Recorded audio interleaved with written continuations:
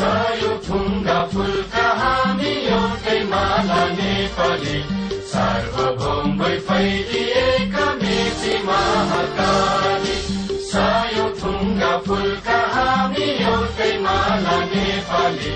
सार्वभौम भई फैलिएका मेची महाकाली